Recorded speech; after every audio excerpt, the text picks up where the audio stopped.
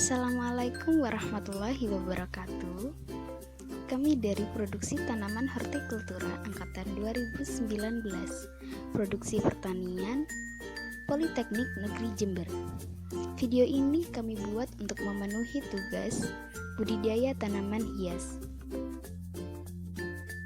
Video ini kami buat supaya teman-teman produksi tanaman hortikultura paham tentang budidaya tanaman hias. Baiklah, tanaman hias adalah semua jenis tanaman yang bermanfaat untuk menambah keindahan dan kecantikan, baik itu tanaman hias bunga, daun, batang, ataupun akar. Anggrek terkenal karena bentuk dan warna bunganya yang menarik.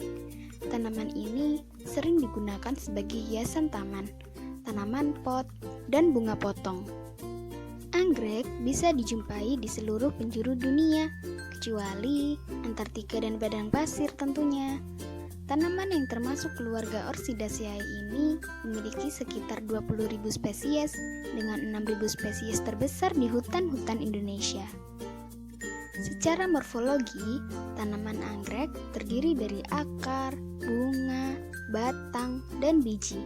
Klasifikasi tumbuhan anggrek secara umum adalah sebagai berikut, dengan divisio Magnoliophyta, kelas Liliopsida, ordo Orchidales, famili Orchidaceae, subfamili Orchidoideae, genus Phalaenopsis, dan spesiesnya Phalaenopsis amabilis atau biasa disebut dengan anggrek bulan.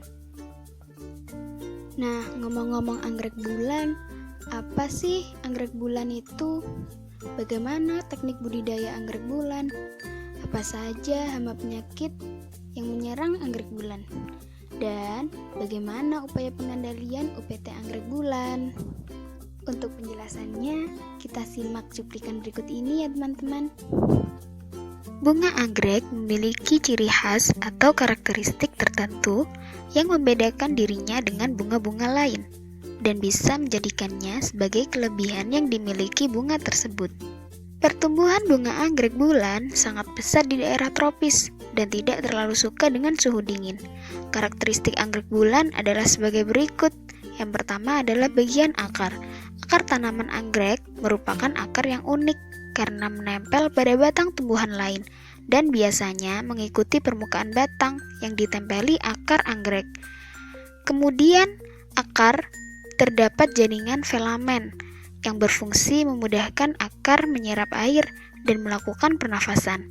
Karena itulah, tidak diperlukan serabut akar-akar kecil. Yang kedua yaitu bagian batang. Batang tanaman anggrek dapat ditumbuh tinggi secara vertikal.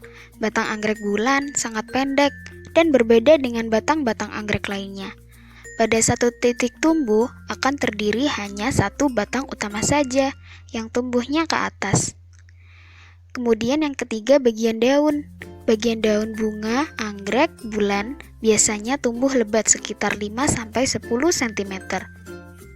Daun tanaman ini biasanya bertunggangan dan berderet dalam dua baris yang rapat dan berhadapan. Daun yang berwarna hijau melebar ke arah ujung daun dan pangkalnya menghibit batang. Tekstur daun ini berdaging tebal karena mengandung banyak klorofil, cadangan makanan, dan juga simpanan air. Yang keempat adalah bagian yang paling penting untuk tanaman hias, yaitu bagian bunga. Bagian bunga terdiri dari 3 buah kelopak bunga dan juga 3 buah tajuk bunga.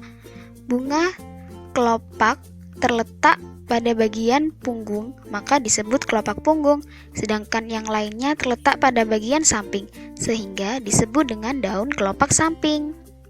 Tajuk bunga sendiri terdiri dari 3 buah yang posisinya berselang-seling dengan kelopak bunga. Pada bagian pusat bunga terdapat alat kelamin jantan dan betina yang menjadi satu kesatuan. Bunga anggrek bulan memiliki 3 buah penutup yang meliputi penutup sejajar dengan tiang bunga, penutup samping, dan juga penutup tengah yang keseluruhannya memiliki bulu-bulu yang halus. Bunga anggrek bulan sangat indah karena memiliki pilihan warna yang sangat banyak beragam. Syarat tumbuh anggrek bulan atau Phalaenopsis ini lebih cocok ditanam di daerah dengan ketinggian 500 sampai 800 meter di atas permukaan laut dengan suhu yang bersekitar 18 derajat Celcius sampai 26 derajat Celcius yang memiliki peranan penting untuk pertumbuhan dan pembungaan. Cahaya yang dibutuhkan Phalaenopsis ini adalah 1000 sampai 1500 Fc atau penyinaran sinar matahari sekitar 20 sampai 30%. Kelembapan yang dibutuhkan adalah 65 sampai 75%. Teknik budidaya anggrek bulan. Yang pertama, harus menyiapkan media tanam dulu ya teman-teman. Secara umum, media tanam harus tumbuh menjaga kelembapan di sekitar akar, menyediakan cukup udara, dan dapat menahan hara yang diberikan. Jenis media yang digunakan tidaklah sama di setiap daerah. Misalnya, di Asia Tenggara, sejak tahun 1940 menggunakan media tanam berupa pecahan batu bata, mos, arang, sabut kelapa, atau batang pakis. Selain itu, ada juga yang menggunakan serutan kayu. Tahap yang kedua yaitu menyiapkan sarana penanaman. Sarana penanaman untuk menanam anggrek berupa pot atau penopang. Dalam hal ini, penopang sangat diperlukan agar anggrek tidak mudah rebah. Pot yang digunakan adalah pot tanah, pot plastik, atau kotak kayu. Sedangkan untuk penopang, yang digunakan biasanya adalah kawat atau bambu. Cara yang ketiga adalah menanam. Menanam anggrek botolan yang telah berusia 1 tahun atau daunnya sudah mencapai 1 cm dan sudah muncul 2-3 helai akar. Anggrek dikeluarkan dari botol menggunakan kawat, ini dibengkokkan pada bagian ujungnya. Anggrek yang baru saja dikeluarkan ditanam dalam pot plastik. 3 bulan kemudian, tanaman dipindahkan ke pot yang lebih kecil, yaitu ukuran 8 atau 10 cm, dan ditanami 3-5 pot. Pot diisi media 2/3 bagian, kemudian dimasukkan larutan fungisida 2 ml per liter, dan larutan pupuk suburi 2 ml per liter. Setelah 3 bulan dilakukan pemindahan tanaman atau repotting, kemudian ke dalam pot yang lebih besar yaitu ukuran 8 cm dan ditanami 1 tanaman saja. Setiap 6-8 bulan sekali, media diganti dengan yang baru atau moss bag brick. Cara yang ketiga yaitu pemeliharaan. Pemeliharaan meliputi pemupukan, penyiraman, pengendalian hama dan penyakit. Selain itu, agar anggrek dapat tumbuh dan berbunga memuaskan, cahaya dan lingkungan juga harus diperhatikan ya teman-teman. Untuk cahaya optimum yang diperlukan oleh tiap tanaman untuk menghasilkan tanaman yang mempunyai masa penampilan yang lebih baik, jumlah bunga yang maksimum, pembentukan bunga yang sempurna, pembentukan daun yang sempurna, warna bunga yang indah, dan tinggi tanaman yang memadai. Untuk pemupukan, ada 16 unsur penting yang dibutuhkan tanaman. 3 unsur diantaranya diperoleh dari udara, air, yaitu unsur karbon, hidrogen, dan oksigen.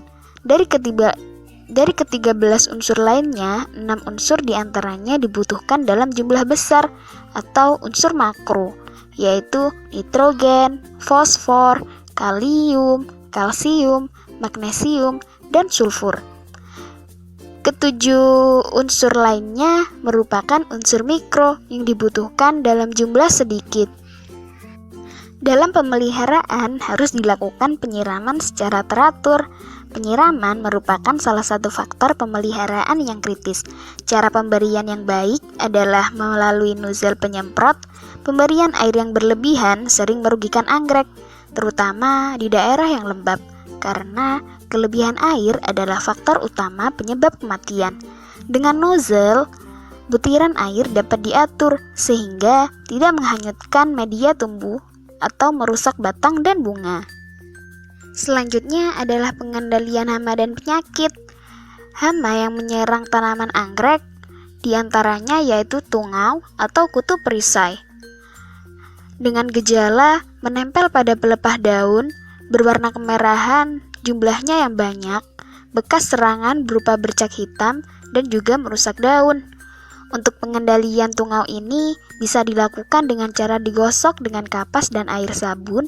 Apabila serangan sudah parah, harus disemprot dengan insektisida dengan dosis 2 cc per liter. Kemudian hama yang kedua ada yaitu semut.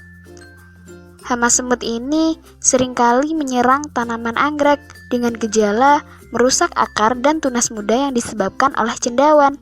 Cara pengendalian hama semut ini bisa dilakukan dengan cara pot direndam dalam air dan ciptakan lingkungan yang bersih di sekitar rak. Sebaiknya pot digantung. Masih banyak lagi hama yang lainnya. Namun, kita mengarah pada penyakit dulu ya teman-teman. Untuk penyakit yang menyerang tanaman anggrek, ada penyakit buluk. Penyakit buluk ini sering terdapat di dalam media tanam. Kultur spora cendawan ini terbawa oleh biji anggrek karena tutup botol yang tidak steril. Untuk gejalanya, biji anggrek tidak mampu berkecambah dan persemaian dalam botol akan gagal. Kecambah yang telah tumbuh kalau diserang cendawan ini akan mati atau layu. Pengendaliannya bisa dilakukan dengan cara pada awal serangan media agar dikeluarkan dari botol, lalu botol ditutup kembali. Kemudian dilakukan sterilisasi. Kalau kecambah anggrek terlanjur besar, segera dikeluarkan dari botol dan dicuci dengan fungisida, lalu kecambah ditanam di dalam pot. Yang kedua yaitu penyakit rebah kecambah. Penyakit ini merupakan penyakit anggrek yang selama masih dalam persemaian. Penyebaran penyakit ini lewat air, dengan gejala semula berupa bercak kecil bening pada permukaan daun, lalu melebar, menulari ke atas sampai pada titik tumbuh pada tunas serta ke bawah hingga ujung akar. Kecambah anggrek akan membusuk dan mati. Tapi tenang saja, semua itu ada pengendaliannya. Cara pengendalian penyakit rebah ini bisa dilakukan dengan cara bibit yang sakit sebaiknya segera dibuang, dibakar sampai musnah. Pot dan kecambah dikumpulkan lalu dikeringkan dan disemprot dengan fungisida. Teknik yang terakhir yakni teknik pemasaran. Untuk varietas anggrek yang bernilai komersial, ada sekitar 500 spesies, di antaranya Dendrobium, Cattleya, Vanda, Oncidium, dan Phalaenopsis. Sebagai komoditas bisnis anggrek, Phalaenopsis amabilis ini pernah menduduki ranking atas dalam perdagangan tanaman anggrek karena harganya yang relatif terjangkau, namun memiliki sosok bunga yang sangat indah dan bahkan bunganya tahan sampai kisaran hampir 6 bulan. Pada era sebelumnya, anggrek Phalaenopsis inilah yang mendominasi pasar anggrek nasional. Untuk saat ini, pasar anggrek nasional masih tetap stabil dan akan terus stabil. Di Indonesia sendiri, terdapat PAI atau Perhimpunan Anggrek Indonesia, di mana di situ merupakan ajang berkumpul, bertemu, berbisnis para penyilang, petani, pembeni, dan pedagang anggrek itu sendiri dari seluruh penjuru Indonesia dan tidak menutup kemungkinan untuk Asia Tenggara khususnya Thailand. Maka dari itu, dapat dilihat bahwa prospek bisnis anggrek sangatlah menjanjikan untuk masa depan dan sangat menguntungkan untuk dijadikan aset berharga bagi Indonesia. Untuk memulai bisnis anggrek harus menguasai strategi pemasaran untuk mencapai tujuan, di mana strategi pemasaran berisi strategi spesifik untuk pasar sasaran, penetapan posisi, bauran pemasaran, dan besarnya pengeluaran pemasaran. Tujuan dari strategi ditetapkan dengan maksud memanfaatkan kekuatan internal dan mengatasi kelemahan. Adapun cara yang ditempuh melalui analisis SWOT, di mana mengidentifikasi berbagai faktor secara sistematis untuk merumuskan strategi perusahaan. Analisis ini didasarkan pada logika yang dapat memaksimalkan kekuatan strength dan peluang atau opportunities. Namun, secara bersamaan dapat meminimalkan kelemahan atau weakness dan ancaman atau threats. Berdasarkan penjelasan cuplikan video di atas, dapat kita simpulkan dengan anggrek bulan atau Phalaenopsis amabilis adalah salah satu bunga nasional Indonesia pertama kali ditemukan oleh seorang ahli botani Belanda, Dr. C.L. Bloom. Tanaman anggrek ini hidupnya secara epifit dengan menempel padang atau cabang pohon di hutan-hutan dan tumbuh subur hingga 600 meter di atas permukaan laut. Anggrek bulan merupakan tanaman anggrek monopodil di mana ia menyukai sedikit cahaya matahari untuk kelangsungan hidupnya. Daunnya berwarna hijau dan bentuknya memanjang. Warna akarnya putih dan bentuknya bulat memanjang dan terasa berdaging. Bunganya hanya mencapai sedikit keharuman dan di mana saat mekar diameternya bisa tumbuh hingga 10 cm lebih dengan waktu yang relatif lama. Mahkota bunga anggrek bulan berwarna diantaranya ungu, merah, coklat, putih, merah muda, dan kuning. Nah, bagaimana teman-teman? Sudah paham dengan teknis budidaya anggrek bulan? Pasti paham kan? Semoga bermanfaat. Wassalamualaikum warahmatullahi wabarakatuh. Jangan lupa like, comment, and subscribe. Thank you.